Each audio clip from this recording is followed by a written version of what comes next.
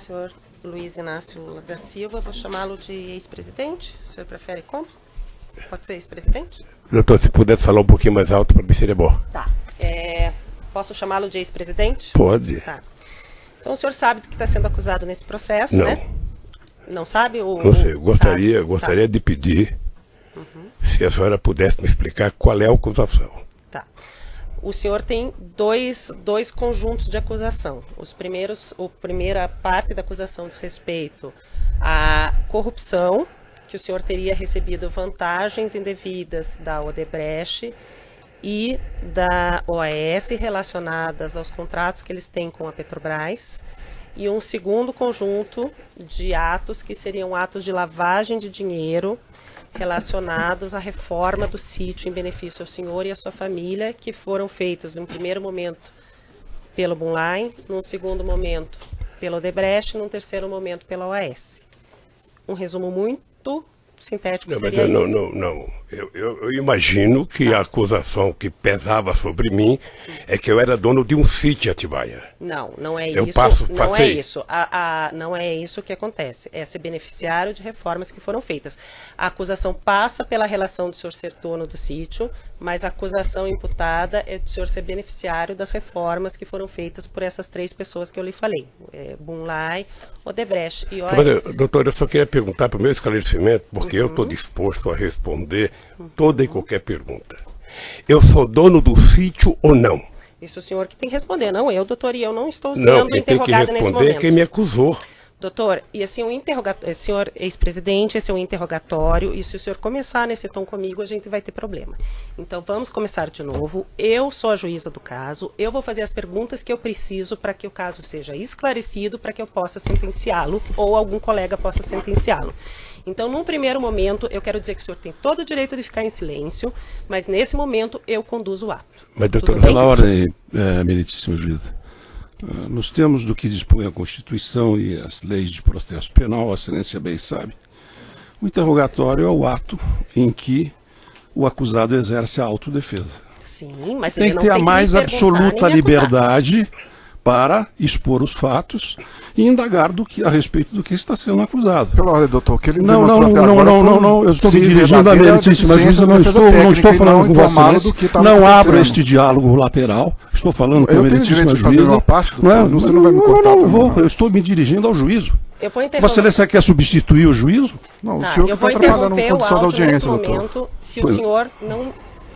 Eu posso fazer as perguntas ao seu cliente, o senhor orientou ele do que está sendo acusado nesse processo, ele está apto a ser interrogado, ou o senhor precisa sair dessa sala e conversar com ele e ele retornar? Absolutamente não. Eu só quero que ele tenha a liberdade de, nas formas da Constituição e da lei, responder da forma como ele acha adequado. Ele responde respondendo, não fazendo perguntas ao juízo ou à acusação. O senhor se sente apto a ser interrogado neste momento, senhor ex-presidente? Eu me sinto apto e me sinto desconfortável. Se o senhor se sente desconfortável, o senhor pode ficar em silêncio, como eu ia dizer. O silêncio do senhor não será usado em prejuízo à sua defesa. Se o senhor quiser responder as perguntas que primeiro eu vou lhe fazer, depois o órgão do Ministério Público e depois as defesas, o senhor pode responder. E quando é que eu posso falar, doutora? O senhor pode falar, o senhor pode responder quando eu perguntar no começo. Mas pelo que eu sei, é meu tempo de falar. Não, é o tempo de responder as minhas perguntas. Eu não vou responder interrogatório nem questionamentos aqui. Está claro? Está claro que eu não vou ser interrogada? Eu não imaginei que fosse assim, doutora. Eu também não. Como eu sou vítima de uma mentira há muito tempo. Eu também não imaginava. Eu imaginei então que agora... vamos começar com as perguntas. Eu já fiz um resumo da acusação e vou fazer perguntas. O senhor fica em silêncio ou o senhor responde? E o senhor Cristiano Zanin, eu não lhe concedi a palavra, eu vou fazer perguntas. Eu já lhe fiz o resumo do que o senhor está sendo acusado e agora quero lhe perguntar em que momento, primeiro momento que o senhor teve contato com esse sítio de Atibaia? Dia 15 de janeiro de 2011. Tá. O senhor teve contato com esse sítio de Atibaia no 15 de janeiro de 2011, como? Eu tinha deixado a presidência da República, eu estava de férias, e quando foi no dia 12 de janeiro, me falaram que o Jacob Ittat tinha comprado um sítio, que se eu queria passar um final de semana lá. Eu subi do Guarujá no dia 15 e fui ao sítio do Jacobitá, que na verdade era do filho de Jacobitá. Tá. Foi-lhe informado por quem? O Jacote falou? A dona Marisa? Não, quem falou foi um filho meu por causa de uma briga minha com a dona Marisa. Tá. Daí o senhor foi nesse sítio com quem nesse primeiro dia 15 de janeiro? Eu fui com o meu pessoal da segurança. Tá. O senhor e estava o Fernando, o Jacó. O senhor foi passar um final de semana. Eu não sei se foi no final de semana ou um domingo, não lembro bem. Tá. Quando o senhor chegou lá, o senhor soube que o sítio era do Jacó, já de cara, que era do Fernando? Soube tá. Que era... Na verdade, eu soube que o Jacobitá tinha doado ao filho dele o dinheiro da poupança dele, o dinheiro sei lá de onde, ou seja, para que o filho pudesse adquirir o sítio. Tá. O senhor passou a frequentar o sítio a partir de então? Passei a frequentar o sítio em 2011, alguns finais de semana, junto com o Jacobitá, junto com o Fernando. Tá. Chegou um momento que o senhor chegou a ficar hospedado lá, porque quando houve a busca e apreensão foram encontrados vários objetos pessoais do senhor e da dona... Eu ficava hospedado de final de semana lá. Então, o senhor ia final de semana, mas com mais frequência a partir de um certo momento ou desde 2011? Eu não lembro. Eu acho que 2011 até 27 de outubro eu ia sempre com o Jacobitá, porque nós fazíamos lá, jogávamos buraco, jogávamos mexe-mexe, e o Jacó tinha na nossa companhia, sabe, naquele instante eu acho que era uma relação quase que de irmã. Porque eu conheci o Jacó desde 1975, nós fundamos o PT junto, fomos dirigente sindical junto, fundamos a CUT junto, fizemos as greves junto, fomos candidatos juntos, sabe? O Jacobitá, depois de um certo tempo, passou a ter em mim, sabe, quase que a única pessoa em que ele passava final de semana. É que a partir de um certo momento, pelo que consta dos autos e pelo que foi encontrado na busca e apreensão realizada no sítio, a família Bittar deixou de frequentar com tanta frequência, o senhor e a sua família começaram a frequentar mais. Isso chegou a acontecer?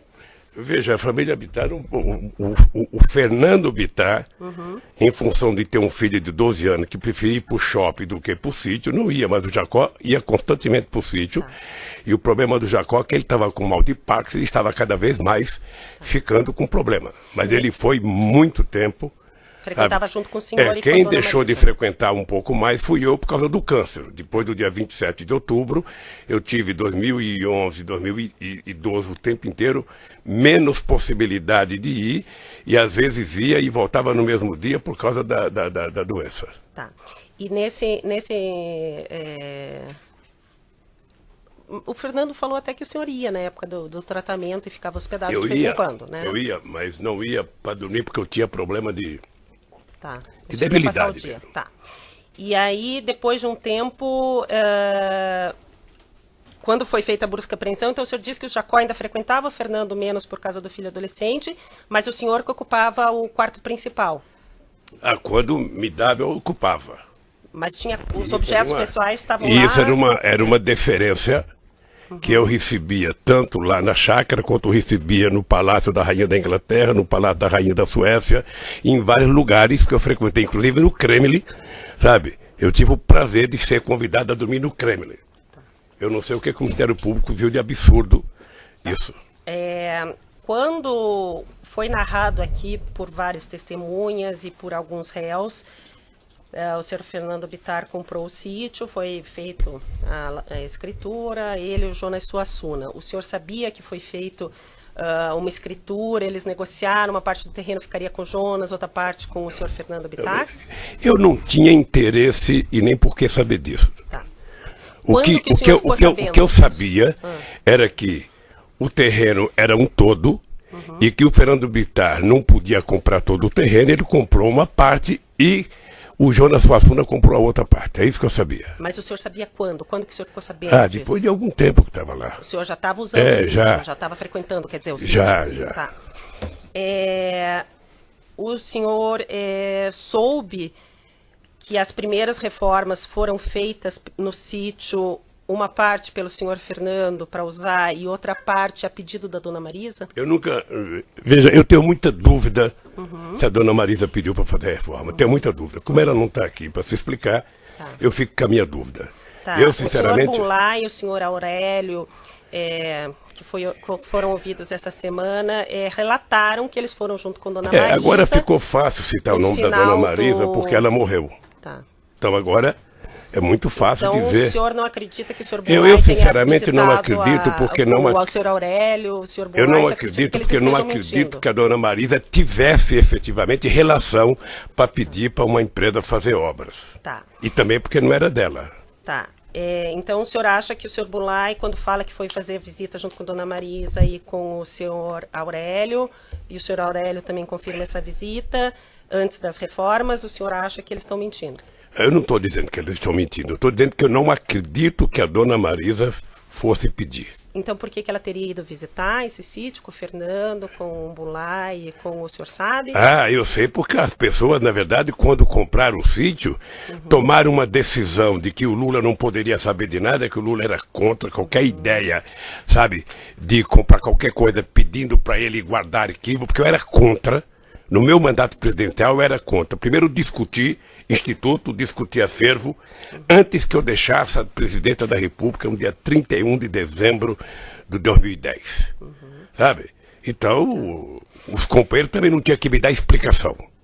Mas então, eles fizeram... O senhor não soube e duvida que a dona Marisa tenha falado com o senhor Bunlai pedindo para reformar alguma coisa no sítio? Eu sinceramente duvido. Eu sinceramente duvido.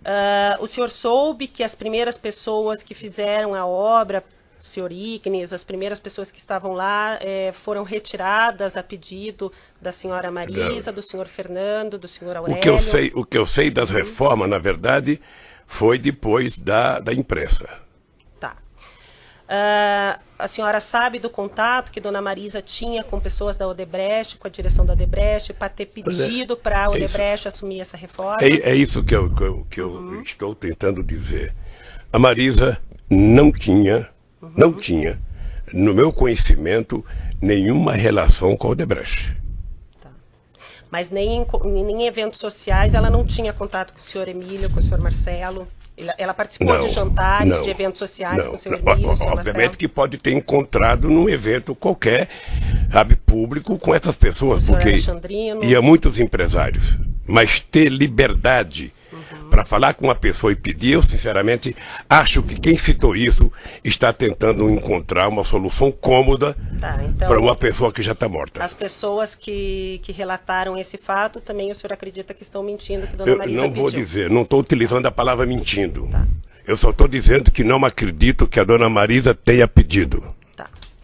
Com relação a parte que foi feita, o senhor já relatou, e eu ia perguntar isso no início do depoimento, ficou um pouco tumultuado, a questão da relação do senhor com a Odebrecht. O senhor concorda em usar o que já foi dito nos outros processos, no processo anterior, que é do apartamento e do... O senhor concorda ou o senhor quer que refaça algumas perguntas? Doutora, eu na verdade gostaria de falar outra vez o que eu já falei aqui para o doutor Moro, numa audiência. Já falei, ou seja, o primeiro processo que eu fui vítima aqui é uma farsa, uma mentira do Ministério Público com PowerPoint. A segunda é outra farsa, sabe? E eu tô pagando esse preço. Eu vou pagar porque eu sou um homem que crê em Deus, creio na justiça e um dia a verdade vai prevalecer. O que está acontecendo? Então o senhor quer que eu refaça as perguntas relativas ao... aproximação que a diretoria da Odebrecht tinha com o senhor. É isso para o senhor poder falar de novo? Pode fazer. Então, consta que o senhor Emílio Odebrecht foi ouvido nessa ação penal, que ele tinha, antes mesmo do senhor assumir o primeiro governo, contatos em razão da empresa dele ser uma grande empreiteira, em especial pelo compromisso que o senhor teria assumido com relação à política da petroquímica, da Braskem, que seria interesse da Odebrecht. E que várias vezes ele conversou com o senhor, várias vezes houve a sugestão pelos dirigentes de Petrobras para que fosse reestatizado essa parte, esse setor da economia, e que ele sempre foi conversar com o senhor e o senhor sempre garantiu a continuidade da empresa dele nesse sentido. O senhor confirma essas conversas com o senhor Emílio, essa questão, doutora, da Braskem? Eu talvez tenha sido, na história do Brasil, o presidente que mais conversou com empresários. Talvez o único presidente da República eleito com programas em cada eleição que eu disputava. E esse programa de governo era feito ouvindo desde os mais simples trabalhadores aos mais importantes empresários, passando pela Febraban, representando o sistema financeiro, passando pelo sucro alcooleiro, passando pela indústria de óleo e gás. Eu, quando construía um programa de governo, eu construí um programa de governo para o Brasil e não para mim. E o Emílio Odebrecht e outros empresários participaram muito de discussão, sabe, sobre o futuro do Brasil, sobre a construção. E eu tinha um pensamento sobre a indústria petroquímica. Porque a Petrobras, diferentemente do que algumas pessoas falam, não é uma empresa estatal. A Petrobras é uma empresa, sabe, pública de economia mista, com ações na Bolsa de Nova York e com acionistas minoritários.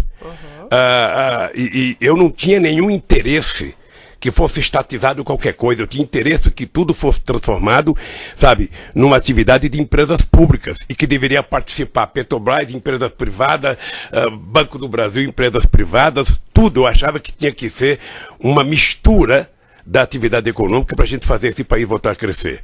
Mas como o ideal era tentar mostrar que a empresa Petrobras era pública e que o Lula mandava na Petrobras, sabe, se criou um monstrengo de dizer... Mas eu nem perguntei da Petrobras, eu perguntei especificamente das conversas que o senhor Emílio disse que teve com o senhor a respeito do medo que ele tinha que a petroquímica Braskem fosse estatizada. Eu tive com ele e com todos os empresários brasileiros, inclusive todos eles participavam do Fórum Econômico, do Conselho Econômico e Social que eu criei, onde participavam os maiores empresários do Brasil, e nós discutíamos desde política tributária, a política social, a política de investimento, a política externa.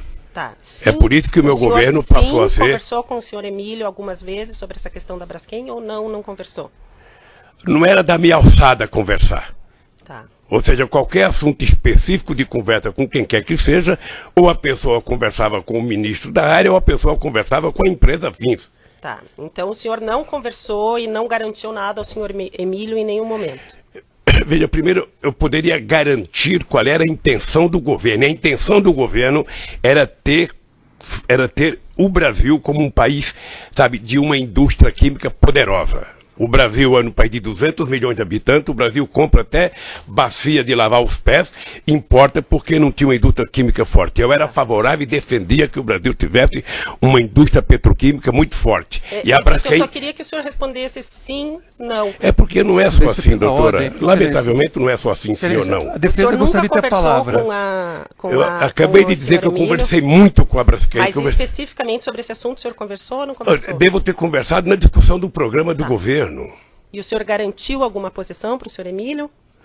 É possível garantir. Tá. É possível garantir que o governo brasileiro ia ser um governo democrático, plural, e que as empresas iriam ter o direito de participar das coisas feitas no governo. Tá. Com relação aos diretores da Petrobras, já foi feita a pergunta, mas como o senhor quer de novo falar sobre o assunto, volto a perguntar. Qual a participação? O senhor escolheu os presidentes da Petrobras que foram presidentes durante os seus 2 mandatos? Essa é uma das grandes mentiras. Se o Ministério Público tivesse tido interesse, ele teria percebido que antes do Lula virar presidente da República, quem escolhia os diretores da Petrobras era exatamente o presidente da República do Brasil. E que para evitar que o Lula fizesse isso, aí já vem a maldade política, teve um decreto-lei estabelecido em 2002, sabe, tirando da presidenta da República o direito de indicar. Tá?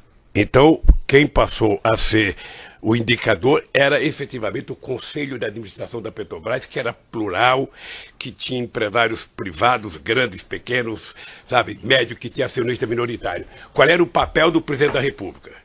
Eu não sei se as pessoas estão acompanhando a montagem do governo agora atual.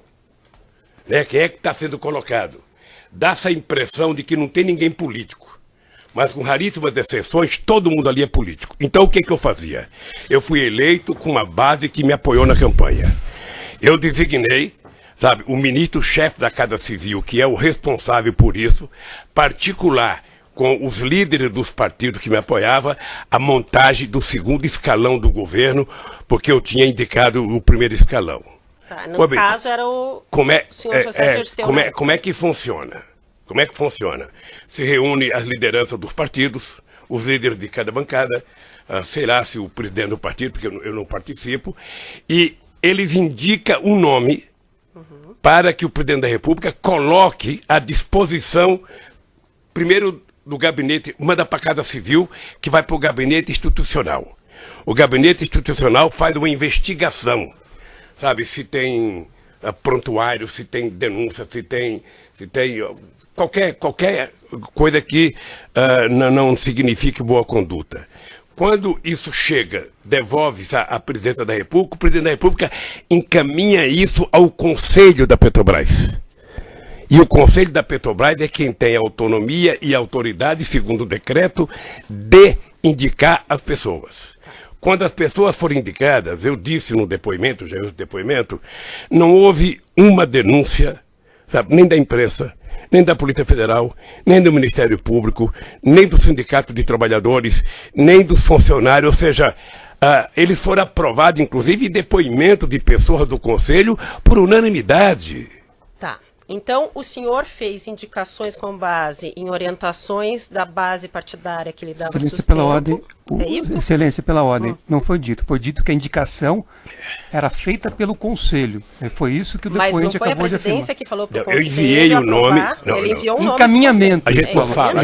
Encaminhamento da presidência. A gente não interfere no Conselho. Tá. Mas o senhor encaminhava 10 nomes para eles escolherem ou o senhor encaminhava um nome e eles aprovavam ou reprovavam? Não, mas você indicava o nome que tinha vindo para você indicar. Tá. Eu não inventava então, nome. Então é isso que eu estou falando. O senhor recebia o nome da sua base de apoio, mas o senhor está falando, inclusive, da presidência?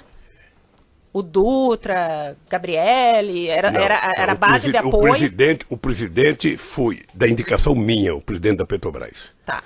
Tanto o Zé Eduardo Dutra, quanto o Zé Eduardo, o Zé Sérgio Gabriele. Tá, isso foi... O senhor passou o nome, então, ou indicou o nome para o Conselho da Petrobras, o Conselho aprovou. É isso? E até então não tinha nenhum indicativo que nenhuma dessas pessoas tinha qualquer problema. Nenhuma. E eram todos concursados de mais de 30 anos de empresa. De empresa, tá. A mesma coisa ocorria com as diretorias. A mesma coisa que a diretoria. Mas o senhor sabia, até então, que cada diretoria era indicada por um partido?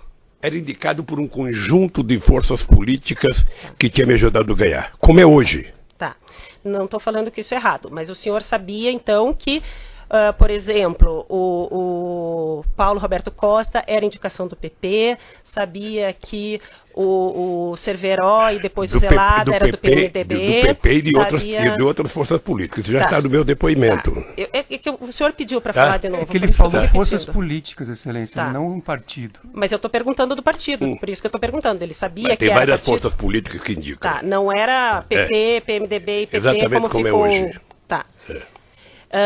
O senhor...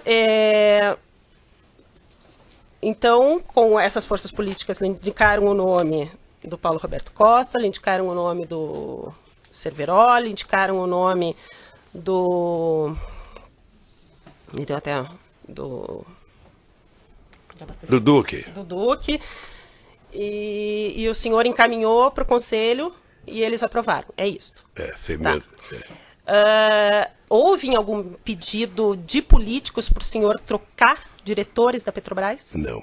O senhor nunca recebeu pedido de político dizendo assim, esse diretor está me dando problema, a gente precisa, o nosso partido está tendo problema com esse. O senhor nunca recebeu? Nunca.